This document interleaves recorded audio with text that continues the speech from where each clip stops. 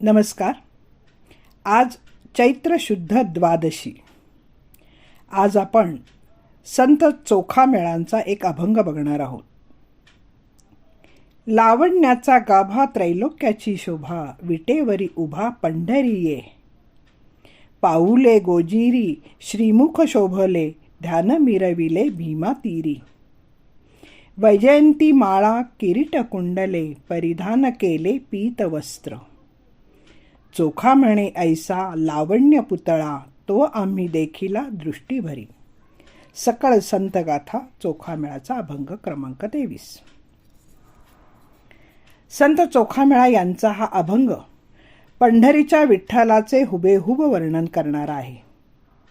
खरे सांगायचे तर 700 वर्षापूर्वीच्या चोखामेळा सदृश कोणालाच विठ्ठलाचे दर्शन घेता येणे शक्य नव्हते.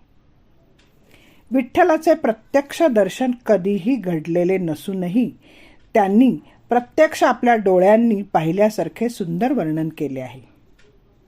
चर्मचक्षूंना कधीच न दिसलेले ते रूप खरोखरच उत्कट भक्ती असणाऱ्या चोखोबांसारख्या भक्ताला पाहण्याची गरजच नसते.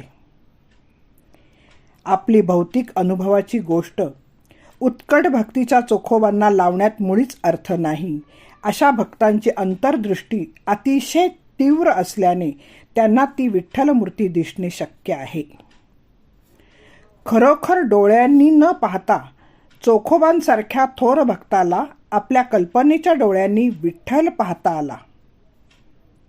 त्याच्या जीवनातील तो खरोखरच अतिशय आनंदाचा क्षण.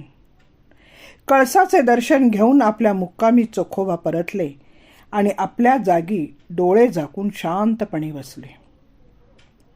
त्यांना तो प्रत्यक्ष समोर दिसू लागला. तो लावण्याचा पुतळा, सौंदर्याचा गाभा आणि त्रैलोक्याची शोभा असलेला पंढरीचा विठ्ठल विटेवर उभा आहे.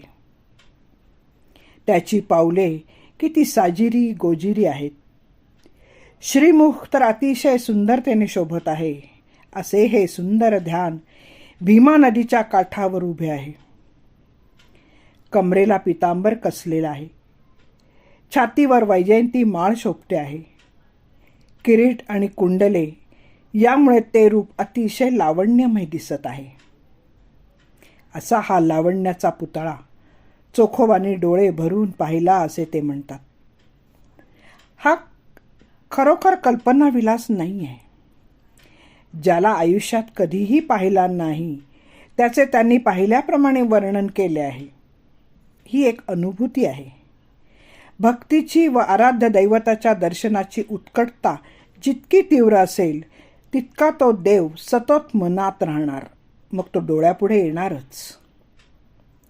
चोखोबा अशाच अवस्थेतून त्या कटीवर हात ठेवून उभ्या असलेल्या लावण्य पुतळाचे वर्णन करीत आहेत.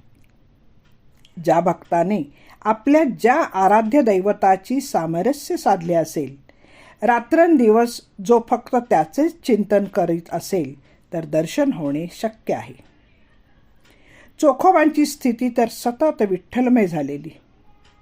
सर्व भावे ते विठोबात व विठोबा त्यांच्यात सामावलेले असल्याने असा अद्भुत अनुभव येऊन तो शब्दबद्ध होणे अगदीच संभवनीय आहे.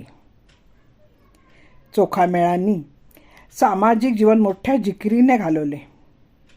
सारखी उपेक्षा अपमान सहन करावा लागे. सर्वजण दूर हो म्हणत असत.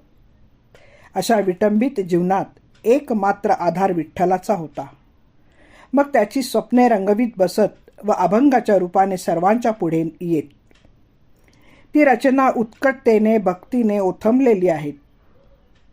चोखोबांप्रमाणेच त्यांची पत्नी सोयराबाईही अशी सुंदर स्वप्ने रंगवीत असे.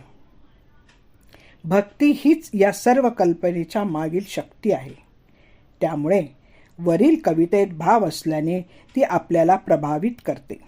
साधी सुंदर असल्याने मनस्वी आनंदही देते. नामदेव म्हणतात, निर्विकल्प निराकारू निशून्य निराधारू, निर्गुण अपरंपारू चिदानंद सावळे. जय पांडुरंग, जय पांडुरंग, जय पांडुरंग. धन्यवाद. मी पल्लवी कुलकर्णी. नमस्कार.